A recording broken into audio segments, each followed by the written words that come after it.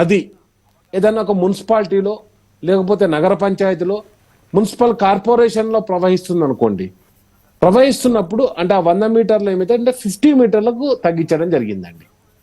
ఎప్పుడైతే పట్టణ ప్రాంతాల నుంచి ఇలా నది ప్రవహిస్తున్నప్పుడు దానికి ఉన్నటువంటి ఆ బఫర్ జోన్ 50 మీటర్స్ తగ్గించడం జరిగిందండి. నెంబర్ 2 ఇది. అంటే రివర్ వరకు వచ్చేసి నెంబర్ 1 అండి. నెక్స్ట్ వచ్చేసి ట్యాంక్స్ వరకు వచ్చేసి అంటే చెరువులు, ఈ కుంటలు ఇవన్నీ ఏవైతే ఉన్నాయో వాటన్నిటికి కూడా ఎక్కడైతే 10 హెక్టార్ల కంటే ఎక్కువ ఉంటుందో, అంటే 10 హెక్టార్లు అంటే 25 ఎకరాల కంటే పెద్ద చెరువు ఉంటుందో, ఆ పెద్ద చెరువు అన్నిటికి కూడా 30 మీటర్లు buffer zone sir.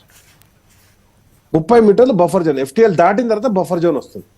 And next వచ్చేసి ఏదైతే 10 హెక్టార్ కంటే తక్కువ ఉంటుందో, అంటే 25 ఎకరాల కంటే తక్కువ ఏదైతే ఉంటుందో దానికి వచ్చేసి 9 మీటర్స్ ఉంటుంది సార్ బఫర్ జోన్. FTL దాటిన తర్వాత బఫర్ జోన్.